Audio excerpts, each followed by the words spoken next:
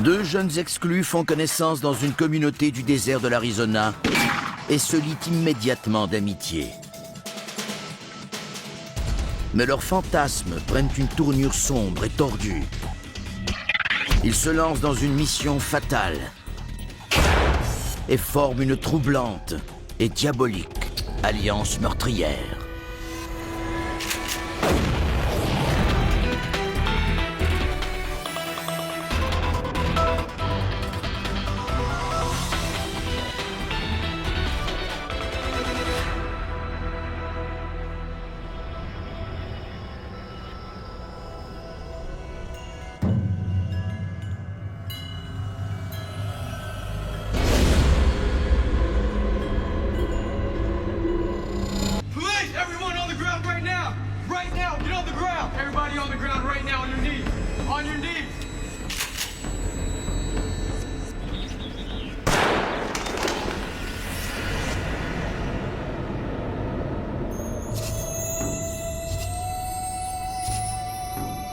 Le désert de Sonora, en Arizona.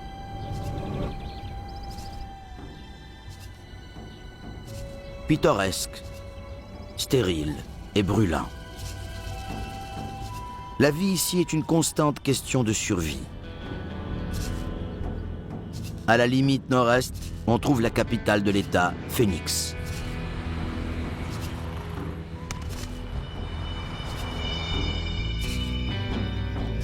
À 10 h le 10 août 1991, le mercure affiche déjà 34 degrés. Deux immigrantes thaïlandaises arrivent au temple bouddhiste à l'extrémité ouest de la ville. Elles venaient presque toutes les semaines. Elles faisaient le ménage et la cuisine pour les moines. Ça faisait partie de leur tâche comme membres du temple.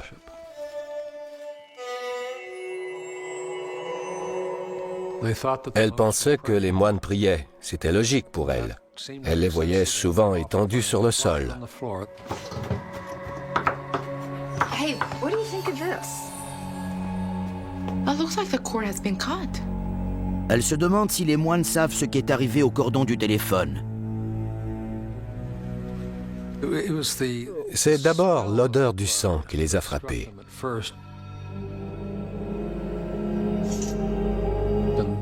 Puis, elles les ont vus. Elles ont compris qu'ils ne dormaient pas. Ils étaient morts.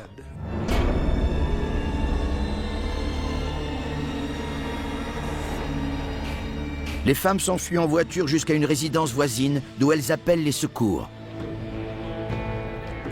En quelques minutes, des agents du bureau du shérif du comté de Maricopa arrivent en force. Mais c'est la scène à l'intérieur du temple qui est véritablement troublante.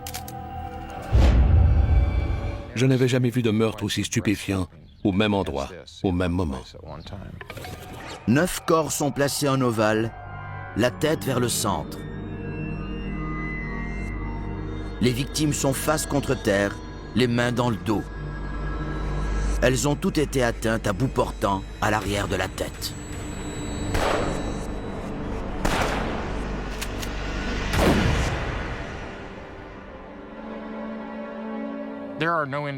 Rien n'indiquait que les victimes avaient résisté à l'agression. En fait, c'étaient des gens non violents. Qu'on les ait assassinés comme ça heurtait la sensibilité de tout le monde. 6 des victimes sont des moines, la plupart dans la trentaine ou la quarantaine. Parmi les morts, on compte aussi une fidèle de 71 ans, son petit-fils de 16 ans et un homme de 21 ans en visite au temple.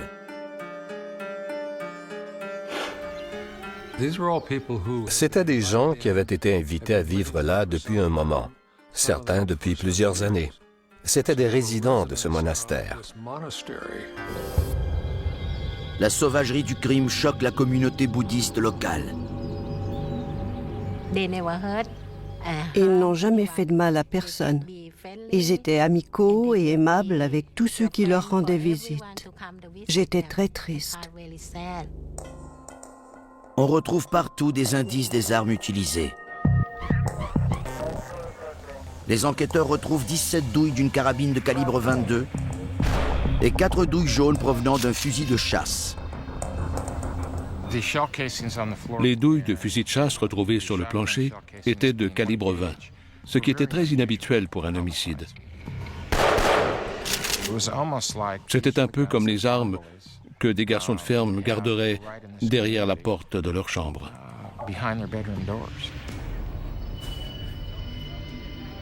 Le motif est un mystère.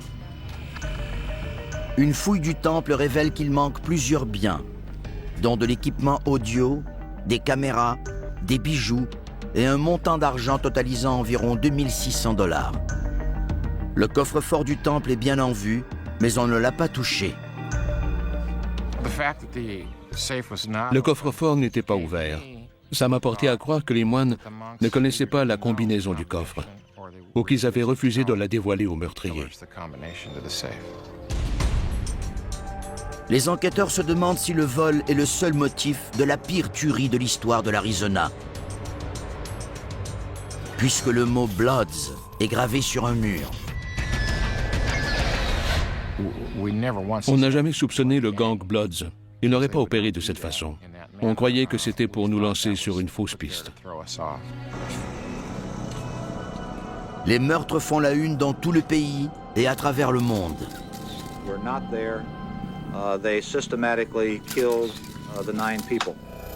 Les autorités de Washington assurent le gouvernement thaïlandais que tout est mis en œuvre pour capturer les meurtriers. Lors d'une enquête normale, il y a de la pression, mais c'est surtout une pression qu'on s'impose nous-mêmes. Quand on se retrouve avec 9 morts qui bénéficient d'une attention internationale, on a l'impression d'être dans une cocotte minute en marche, avec de la vapeur qui s'échappe continuellement. Le bureau du shérif du comté de Maricopa forme une force opérationnelle pour mener l'enquête. Finalement, plus de 200 personnes travaillaient sur cette enquête. 66 d'entre elles étaient des agents de la paix assermentés provenant de 7 ou 8 services de police différents. Ce n'était évidemment pas un groupe uni. Ross Kimball, le meilleur enquêteur aux homicides du comté, prend les rênes. Il gère les opérations quotidiennes de la force d'intervention. Quand autant de services sont sollicités, il est difficile de s'entendre sur une idée et de dire « voici ce qu'on doit faire et voici votre tâche ». Tout le monde avait son plan. Comme dans toutes les enquêtes pour meurtres très médiatisés, les rumeurs commencent à circuler. Les liens des victimes avec la Thaïlande, qui est alors le centre international du trafic d'héroïne, soulèvent la possibilité d'un crime relié à la drogue. On a fouillé de nouveau tout le temple, incluant les statues. On n'a rien trouvé. Il n'y avait aucune preuve que ces moines étaient impliqués de quelque façon que ce soit dans le trafic d'héroïne ou dans le commerce de la drogue. La force opérationnelle commence à s'intéresser au passé des victimes. D'autres rumeurs circulent. Un des moines aurait eu une aventure avec une femme mariée. La jalousie, la rage, le désir, l'adultère, tout cela explique parfois le motif de certains crimes. C'était donc une piste qu'il se devait de suivre. Un mois après le début de l'enquête, les policiers sont encore loin d'avoir résolu les meurtres.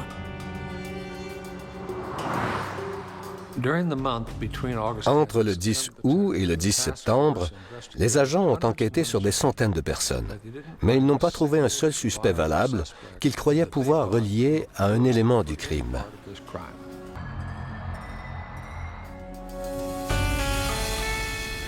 Puis enfin, une percée.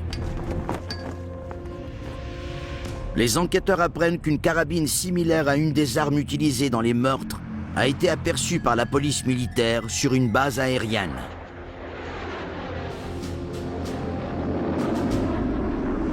Mieux encore, ils ont un nom. Rolando Caratachea. Est-ce le visage d'un meurtrier? En septembre 1991, une force spéciale enquête à Phoenix, en Arizona, sur une tuerie survenue dans un temple bouddhiste. Leur meilleur espoir d'en capturer les responsables repose sur les armes du crime.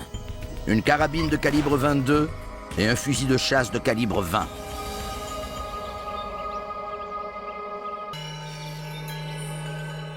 Un mois s'est maintenant écoulé depuis les meurtres et la pression est forte.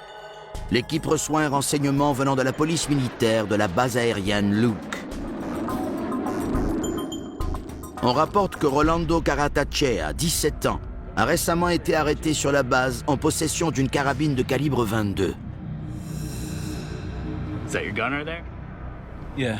Sur le coup, la police militaire ne connaît pas son importance potentielle. Ils ignoraient que le bureau du shérif cherchait une carabine 22. It's my gun. Just go ahead and pull it out for me. Quand ils en ont trouvé une sur la base, There she is.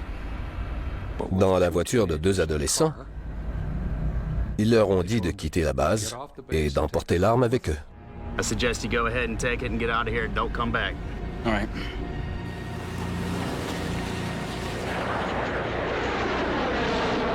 La base aérienne Luke est située à moins de 2 km du temple. On est allé interroger Rolando. L'adolescent remet l'arme à un agent, mais affirme qu'il ne l'avait pas au moment des meurtres. Well, it'll need to be cleaned. I loaned it to my friend, and he just brought it back dirty. So what's the name of your friend? On lui a demandé à qui il avait prêté la carabine. Oh, I don't remember. I have a lot of friends. What do you know about a Buddhist temple? Caratachea partage son appartement avec Jonathan Doody, 17 ans. Doody était fils de militaire. Son père travaillait à la base aérienne Luke. Il s'investissait beaucoup dans l'école des officiers de la réserve. Doody affirme être horrifié par les meurtres. Il nous a dit qu'en fait, son ami était un membre du temple et qu'il était parmi les victimes. Do you hang out with anybody else?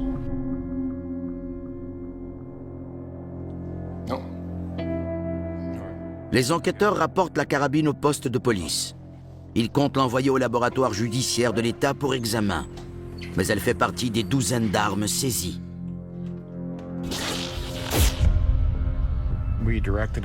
On a demandé de l'ajouter aux preuves à examiner. Je crois qu'il y avait 90 carabines qui attendaient d'être testées.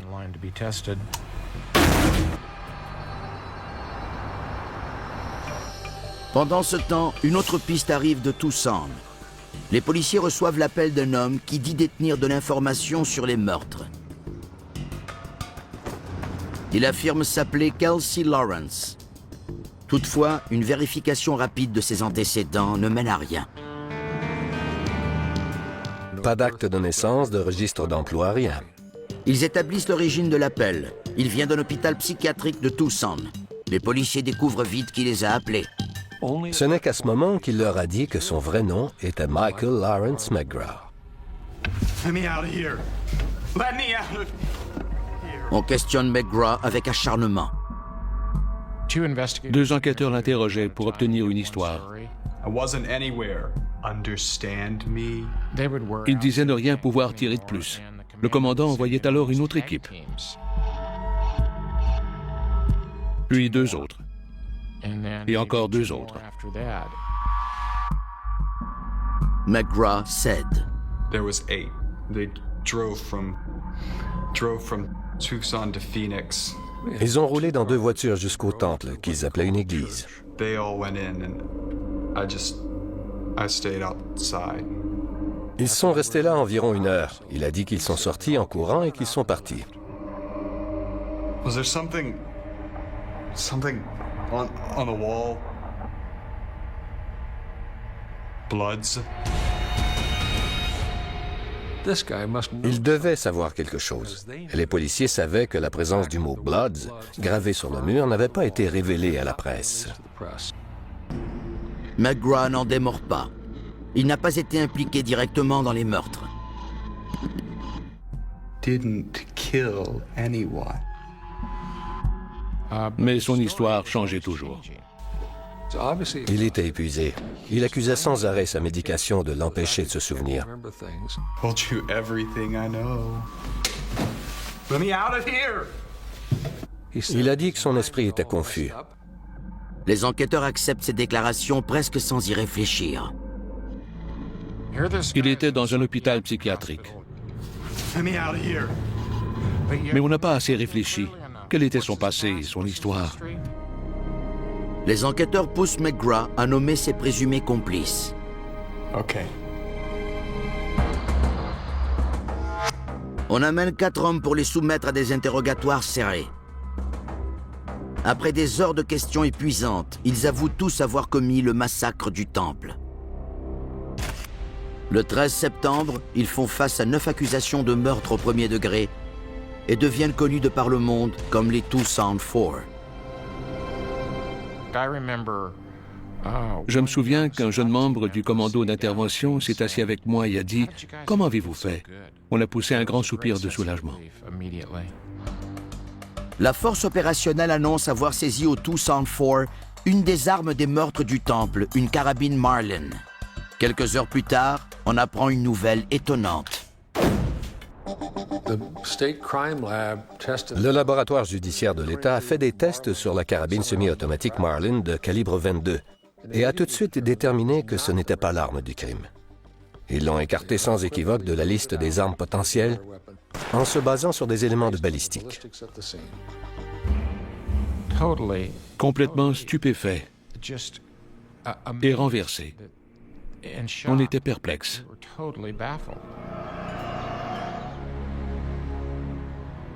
Un autre développement troublant survient le lendemain. Les 4 suspects retirent leurs aveux, alléguant avoir parlé sous la contrainte. C'était de longs interrogatoires menés par des équipes d'enquêteurs qui se relayaient pour les amener à avouer. Ils ont tous dit la même chose. J'aurais dit n'importe quoi pour sortir de cette pièce. Je ne l'ai pas fait, mais je leur ai dit que oui, pour sortir de là. Les allégations de coercition font les manchettes. Les familles et les défenseurs des Toussaint Four organisent des rassemblements populaires pour clamer leur innocence. On croyait toujours qu'il y avait suffisamment de preuves pour se présenter devant le grand jury. On l'a fait et on a obtenu plusieurs actes d'accusation. C'est alors que le laboratoire judiciaire identifie la véritable arme du crime. La carabine de calibre 22 saisie à Rolando Caratacea des semaines plus tôt.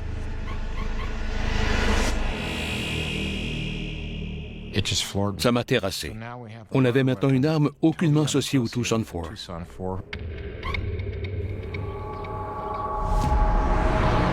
Dans un camping au nord de Phoenix, des campeurs trouvent le corps d'une femme à l'arrière de sa camionnette. On lui a tiré dans le dos à 2 reprises. Les policiers ignorent l'identité et le motif du tueur. Mais avec le temps, un lien troublant se dessinera avec la tuerie du Temple. Après avoir accusé 4 hommes de Tucson du massacre de 9 membres d'un temple bouddhiste, les enquêteurs apprennent que l'arme du crime les mène à quelqu'un d'autre. Rolando Caratacea, un élève de 17 ans à qui on a saisi la carabine 6 semaines plus tôt. La carabine de Rolando Caratacea faisait certainement de lui un suspect important. Caratacea fait partie d'un gang local, les AM Posse, un groupe d'adolescents réputés pour faire des bêtises après minuit. Ils volaient dans les voitures et entraient par effraction dans des entrepôts abandonnés. Avec ces 2 arrestations pour vol dans les mois précédant les meurtres, Rolando Caratacea est dans la mire des enquêteurs. L'équipe devait emprunter une toute nouvelle direction. Il fallait se concentrer sur Caratacea et bien sûr sur tous ceux qu'il connaissait. Caratacea est proche de Jonathan Doody, 17 ans, et d'Alex Garcia, 16 ans. Les 3 garçons fréquentaient l'école secondaire d'Avondale, en Arizona. Ils étaient amis. À différents moments pendant l'été, ils avaient vécu les uns avec les autres. On amène Rolando Caratacea pour un interrogatoire. All right, we don't need to have any lawyers in here, and you don't need to get my parents involved. So, what do you want? Il était arrogant, confiant, plein d'assurance. Il a tout nié. L'interrogatoire se poursuit pendant des heures. Mais Caratacea maintient qu'il n'est pas un meurtrier. Quand il nous a dit à qui il avait prêté la carabine, on est parti à la recherche d'Alex Garcia et de Jonathan Doody. Les policiers retrouvent Doody à la partie de football de l'école secondaire. Son unité de l'école des officiers de réserve y présente le drapeau. Ils lui ont dit qu'ils devaient lui parler de la carabine que Rolando Cartaccia lui avait prêtée. Il a accepté de venir au poste pour nous en parler.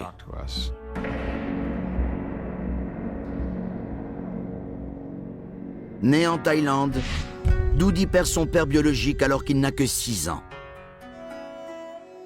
Sa mère l'abandonne et déménage en Allemagne, où elle rencontre et épouse un soldat américain. Elle a confié Jonathan et son frère à des membres de la famille qui habitaient à des endroits différents en Thaïlande. 2 ans plus tard, Doody et son frère retrouvent leur mère et leur nouveau beau-père en Allemagne. Jonathan devait s'adapter à un nouveau père et à un nouveau pays où le climat, la nourriture et les langues étaient différentes. Son beau-père le punit pour son mauvais anglais. Il y avait des comportements agressifs dans la maison. On a appris plus tard que Jonathan aurait aussi vu sa mère se faire battre. Je crois que la première réaction psychologique de Jonathan a été de se retirer. Il s'est replié sur lui-même. Il se protégeait pour que la situation ne lui fasse pas aussi mal. La famille quitte l'Allemagne pour la Géorgie, avant de s'arrêter en Arizona, où Doody est de nouveau maltraité. Il n'était pas très sociable. Il avait un gros accent. On s'en prenait à lui. On se moquait de lui. Et on le brutalisait. La réaction d'un enfant de 9 ou 10 ans dépend de la réaction qu'il a adoptée plus tôt dans sa vie. Dans le cas de Jonathan, il s'est retiré davantage. Il est entré dans sa tête où il pouvait jouer et rêver à un monde plus sécuritaire où il serait en contrôle. Doody sait qu'il doit s'endurcir et se passionne pour le métier de soldat. La discipline du soldat et du pilote, ainsi que l'ordre et le côté prévisible de la vie militaire, s'inscrivait bien dans sa façon de penser. À l'école secondaire, Doody trouve enfin un ami en la personne d'Alex Garcia. Lui aussi a connu une enfance difficile. Alex pensait que son frère était le favori.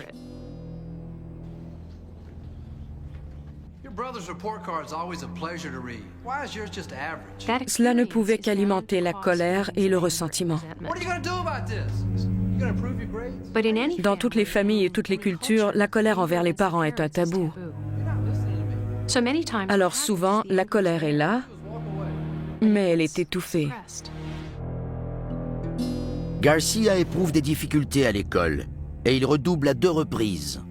Quand il atteint la 6e année, il manque davantage d'assurance et on se moque de lui. Il dépassait tous les enfants de sa classe d'une tête. Et il était aussi étiqueté comme l'élève pas très brillant. Ça contribuait à sa mauvaise estime de soi et à son agressivité. Garcia s'intéresse aussi au monde militaire. Il s'enrôle dans l'école des officiers de réserve, où il relève parfois de Jonathan Doody.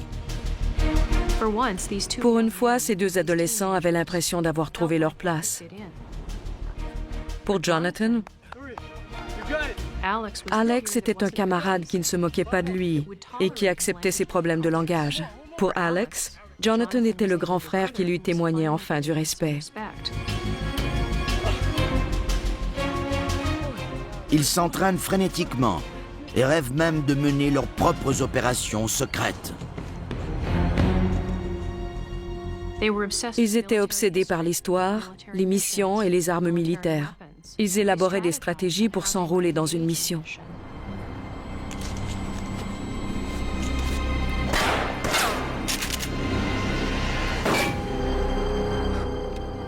Maintenant, dans une petite salle du bureau du shérif, L'interrogatoire de Doody n'a rien d'un rêve. Les policiers l'interrogent pendant 6 heures. Le souvenir troublant des interrogatoires des Tucson 4 traverse l'esprit de Kimball. J'ai repensé aux critiques qu'on avait essuyées lors des aveux initiaux des hommes de Tucson. Je me disais que plus l'interrogatoire de Jonathan Doody durait, plus les gens soupçonneraient qu'on avait agi de la même façon.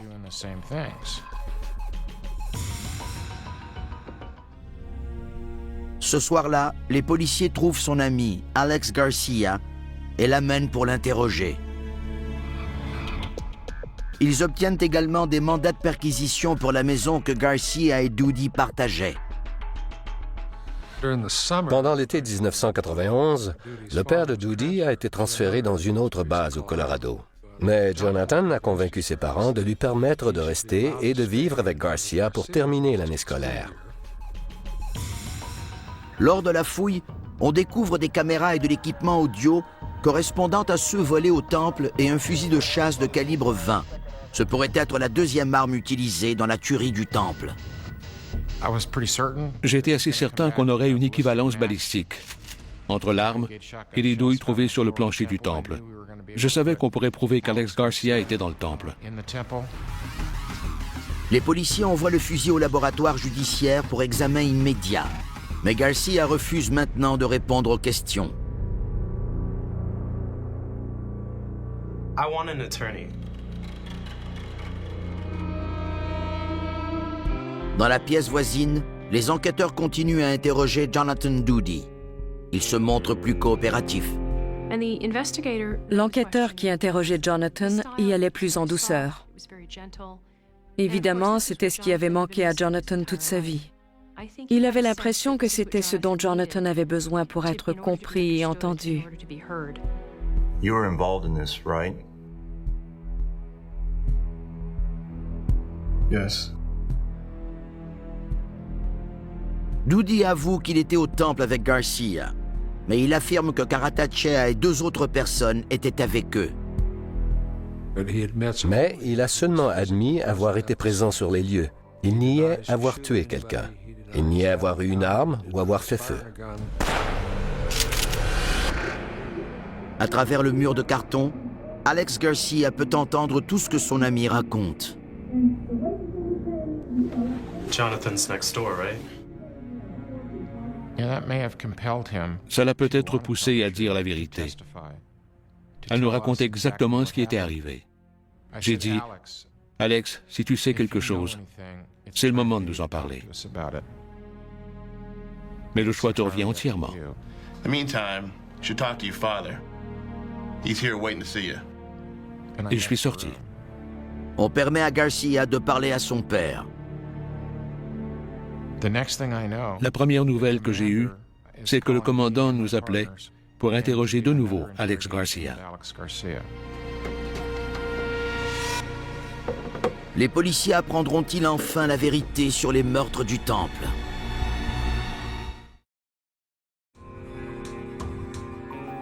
Alex Garcia, un adolescent, a accepté de raconter en détail aux hommes du shérif de Maricopa ce qui s'est passé dans le temple bouddhiste le soir où 9 personnes ont été massacrées. Somebody told us there was a golden Buddha made out of solid gold. We need to do something so I can get money to buy my car. So what are we gonna do? We're gonna break into the Buddha's temple. They carry this golden Buddha. Quelqu'un leur avait dit que le Bouddha dans le temple était en or massif. Ils étaient assez jeunes et naïfs pour le croire. We wanted to steal it. Garcia's version was that because they Selon Garcia, puisqu'ils aimaient les missions militaires, ils voulaient envahir ce temple comme dans un exercice militaire. I got my dad's shotgun, and Jonathan had Rolando's .22.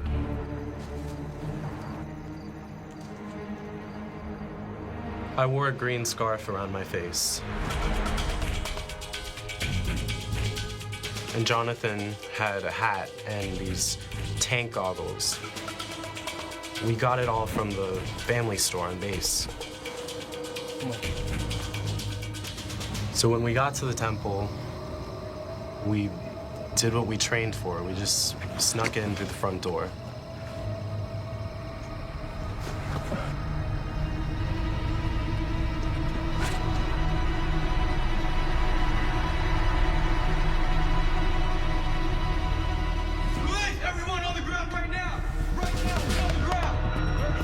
We burst in and Jonathan yelled, "Police!" And there were 5 or 6 monks. They seemed a little startled to see us. Jonathan told the monks that there were some escaped convicts and that we were there looking for them. I'm gonna go around. You don't have to do it right here. What? To the ground.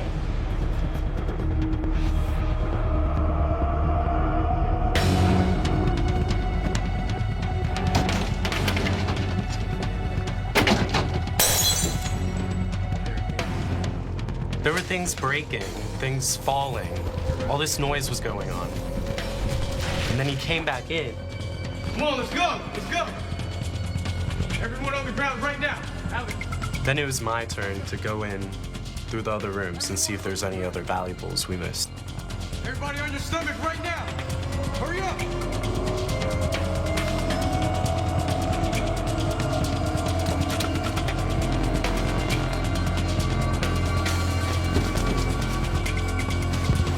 When I came back, Jonathan was standing on the couch, pointing his gun at all the monks. Jonathan turned around and told me, "No witnesses. We gotta go." Then he started shooting. He walked around, shooting them in the back of the head with his gun. He shot some of them a couple of times, just to make sure they were dead. Bang, bang, bang. I took the shotgun and I just shot it off 4 times. I couldn't tell you why. C'est un aveu à glacer le sang. Un des plus terribles que je n'avais jamais entendu de la part d'un meurtrier. J'ai fait ceci, Jonathan a fait cela. Il n'y avait aucune émotion. Il n'y avait pas une once de remords chez Alex Garcia. When it was all over, they were all dead. So we left.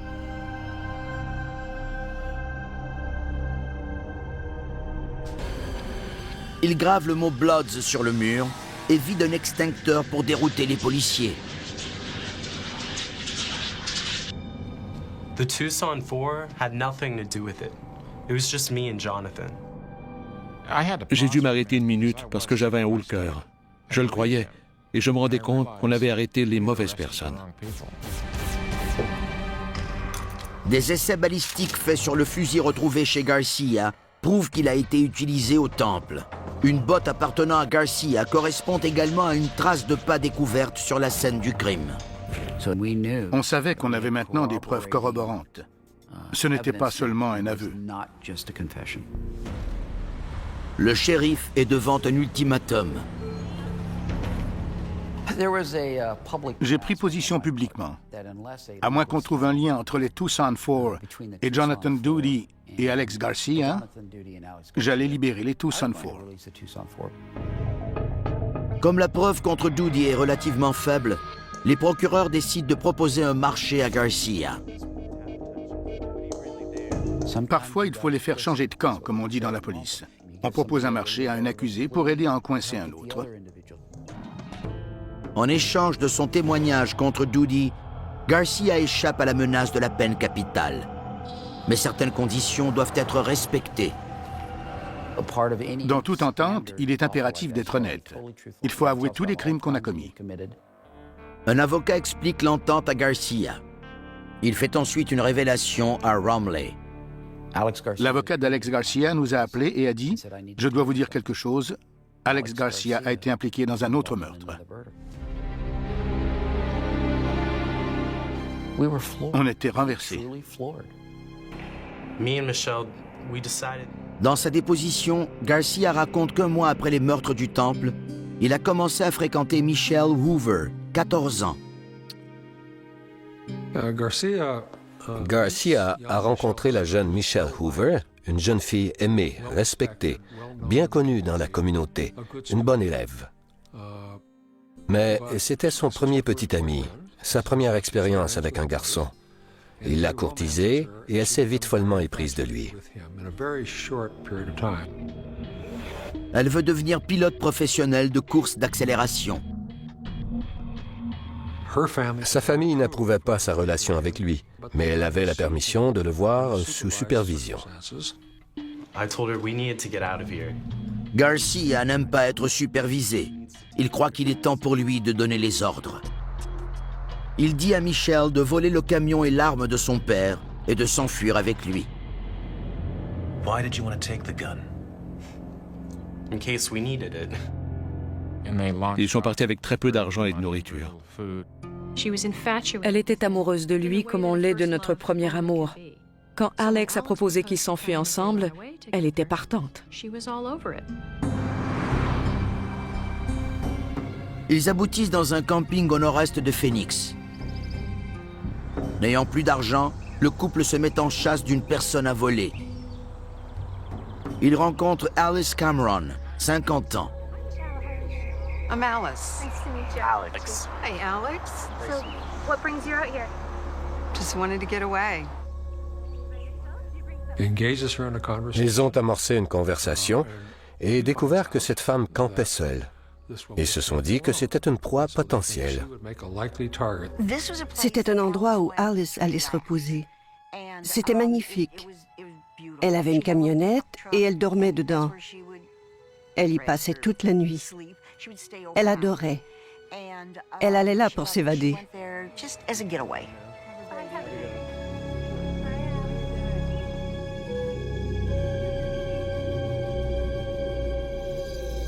C'est maintenant au tour de Garcia de planifier la mission. Au mieux, elle lui vaudra quelques dollars, bien moins qu'une statue mythique en or. You know we're out of money. Yeah. Il a déjà tué, et il croit pouvoir s'en sortir impunément. Being serious.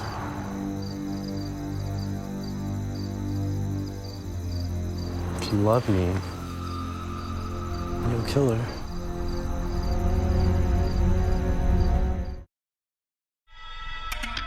À Phoenix, en Arizona, Alex Garcia a décrit aux enquêteurs comment sa petite amie de 14 ans, Michelle Hoover, s'est approchée discrètement d'Alice Cameron sur un terrain de camping.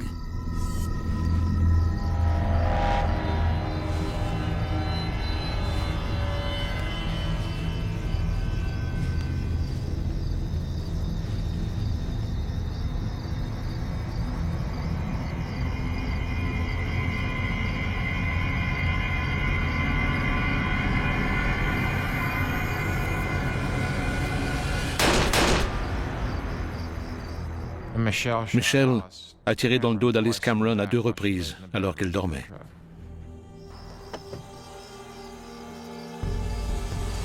Bien que blessée, Alice est toujours vivante. Elle pensait qu'il était là pour l'aider, qu'il avait été alerté par les coups de feu. Il n'était pas là pour l'aider, mais pour la regarder mourir. Elle a dit « Pourquoi vous me faites ça ?» Elle était consciente, elle pouvait les voir et leur parler. Ça a apparemment duré un bon moment.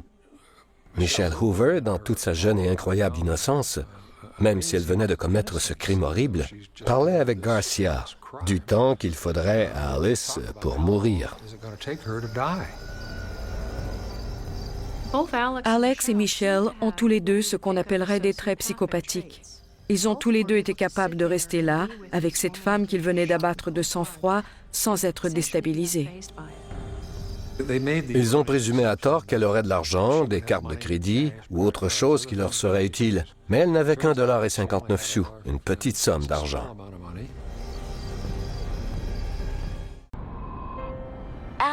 Alice était un esprit libre. Elle était magnifique. C'était une femme vraiment superbe. Ils l'ont tuée pour l'argent et elle n'avait qu'1 $. La vie d'Alice ne valait qu'1 $, ce qui est particulièrement triste. Fait incroyable. Le bureau du shérif avait également résolu ce meurtre à tort en contraignant un homme qui campait tout près à avouer. That guy that the police put in prison, he had nothing to do with it. It was just me and Michelle. Un procureur local m'a appelé et m'a dit qu'ils avaient arrêté l'homme qui avait tué ma sœur. J'ai demandé qui il était. Ils m'ont dit que c'était un vétéran du Vietnam et qu'il souffrait de stress, comme plusieurs vétérans. Mais il avait avoué l'avoir tué, avait donné des faits et était maintenant en prison. 14 mois plus tard, j'ai reçu un deuxième appel du même homme. Il me disait qu'il y avait eu une erreur terrible. Quelle erreur terrible! J'étais tout à fait scandalisé. J'ai immédiatement ordonné sa libération. Romley tient également une autre promesse qu'il avait faite au shérif. N'ayant pas de preuves supplémentaires contre les Tucson Four, il retire toutes les accusations contre eux.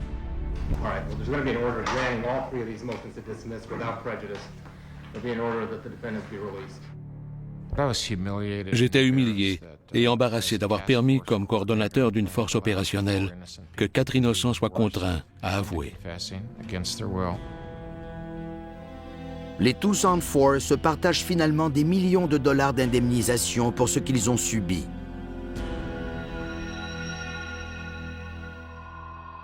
Michelle Hoover plaide coupable à une accusation pour le meurtre au 2e degré d'Alice Cameron et écope d'une peine de 15 ans de prison. Pour éviter une possible condamnation à mort, Alex Garcia accepte de plaider coupable à 10 meurtres et de témoigner contre Jonathan Doody. Il écope de 271 ans de prison. Alex était purement diabolique. Je n'ai jamais vu une personne avec des yeux aussi froids.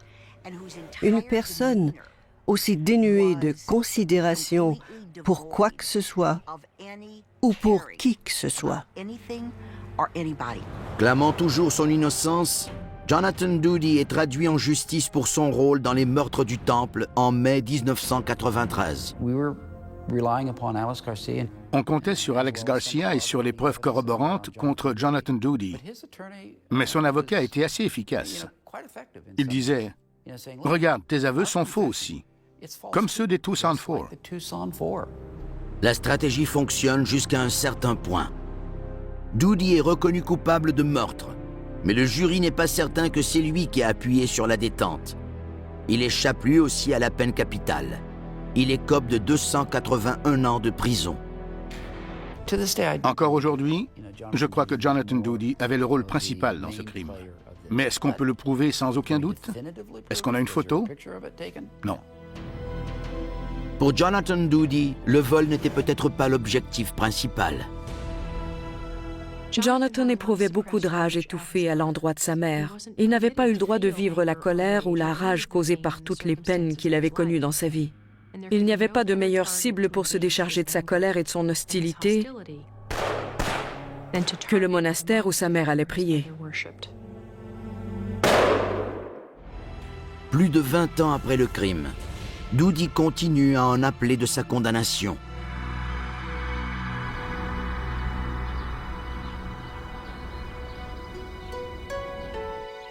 Ross Kimball est toujours hanté par les erreurs commises par la force opérationnelle lors de l'enquête et dit que cette expérience l'a amené à faire un examen de conscience. Parfois, il faut choisir son combat. Il faut parfois mettre son poing sur la table et dire « Non, c'est mal. Vous pouvez faire ce que vous voulez de moi, mais je ne participe plus. Vous allez blesser des gens. Des gens pourraient mourir si vous prenez la mauvaise décision. Et je ne veux pas être mêlé à ça. »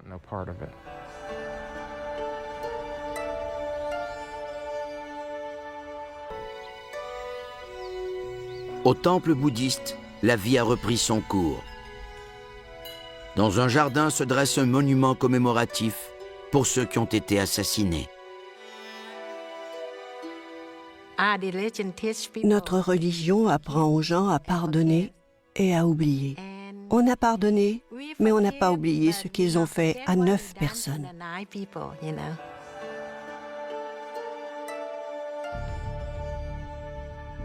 Alex et Jonathan se sont rencontrés et partageaient les mêmes expériences en ayant été rejetés.